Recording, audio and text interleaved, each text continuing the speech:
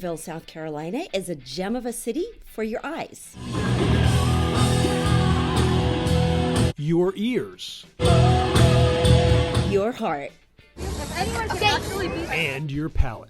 It is a hidden treasure, but it won't be hidden for long. In fact, we've just been recently named one of the South's best cities on the rise.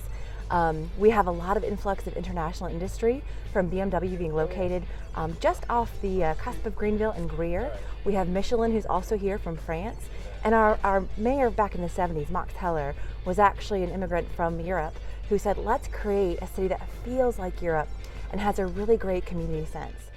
There is so much to do, as we will show you in this charming boomtown that takes on so many personalities. So if you walk down our streets, you'll see wonderful lights lighting up all of our trees. You'll see lots of outdoor dining, and it really does give a sense of Europe. But we've got Southern hospitality along with more metropolitan amenities, and it's just a great place to live.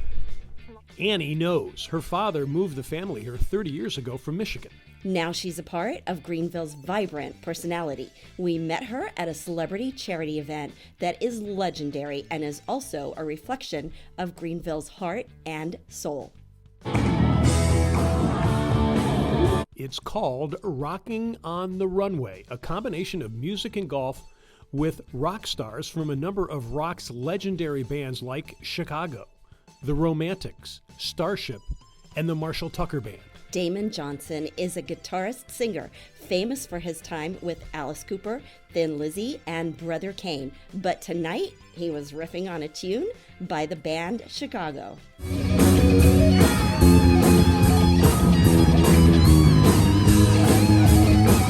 But the minute we hit that first note and those people give it back to us, it's like a drug, John. It just is, man. It's like a drug. And it just takes me all the way back to junior high school when I played in the talent show with my buddies in my very first garage band. I'm sure one of the attending celebs was actor Burton Gilliam. I knew what to expect. I knew everybody was going to go crazy for them. But they went above and beyond what I expected. It was so good. It went, and when they finished their set, it was supposed to be at 2 hours. They said, do y'all want us to go a little while longer? They did another hour. And if they had said that again, you want us to go another hour? Those guys would have been right there. They'd have been ready to do it, man. Oh, it was everybody on both sides. The performers and all the people that were watching, everybody had a great time. Celebs like Burton, Damon, and even you were there, and on the golf course to raise money for Pendleton Place, a nonprofit that helps kids who are homeless, neglected, and abused, which is run by Annie. So Pendleton Place's mission is to help children and families who are going through crisis through intervention, prevention, and assessment.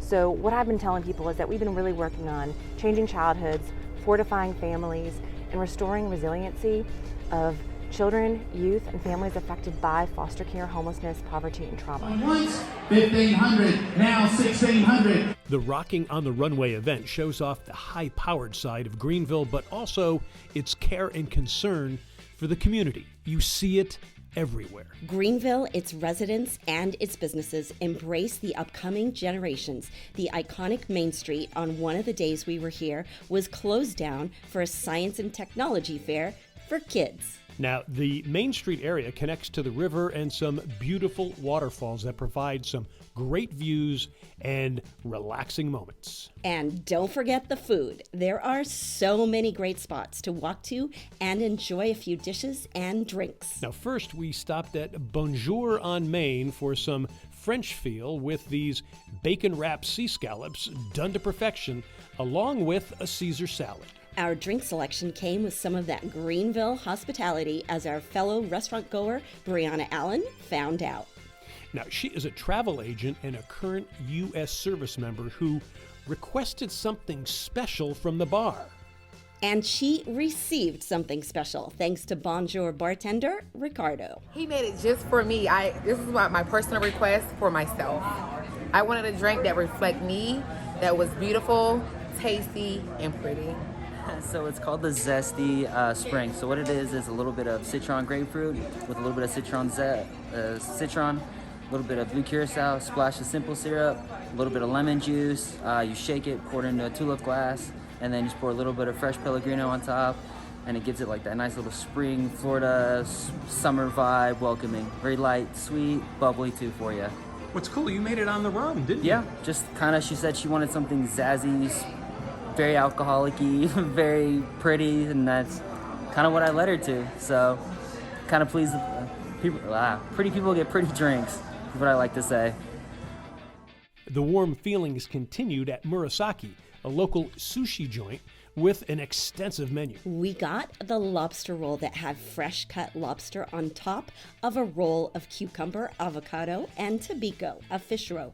You cannot eat just one. Now, the Murasaki staff suggested the Lychee Martini with Kettle One, lychee liqueur, and soda water. Superb. They also suggested the Red Geisha with Hauku Japanese vodka, muddled with ginger, strawberry liqueur, lime juice, and simple syrup. You can't go wrong with either of these. Now, if you need some Southern elegance and a beef protein boost, then you have to hit Halls Chophouse. Our waiter, Nick Sousa, gave us a live menu performance. 33 to 35 degrees Fahrenheit for about 45 days lets the cuts achieve a bold, robust, earthy, nutty flavor. And of course, the grass-fed steaks are going to be those leaner and cleaner cuts. Now, onto the board. Up first is going to be my personal favorite, the bone and fillet. It's a 14-ounce cut, including the bone. The marbleization around the bone is going to make it very flavorful, very tender. It's a very rare cut. We decided on filet, but Nick insisted we get a small portion of Wagyu beef, and he was right. To complement both cuts, we had their Southern special, fried green tomatoes. For our libation, we stayed in the South with Bill's Bramble, a great cocktail with 1792 bourbon, maple syrup, lemon, blackberries, all shook up and then garnished with mint. Perfect. Okay, let's get some rest now. We chose the Hyatt Regency with easy access to all that walking on Main Street. But if you're still hungry, you can hit the Roost right in the Hyatt.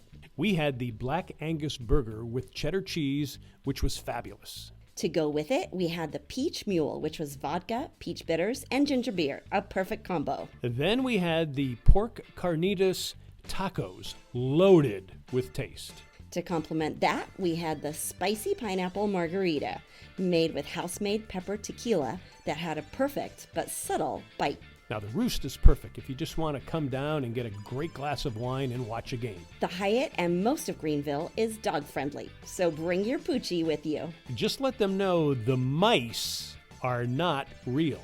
They are part of a Main Street scavenger hunt that you should find out about. Just another of the many adventures in Greenville.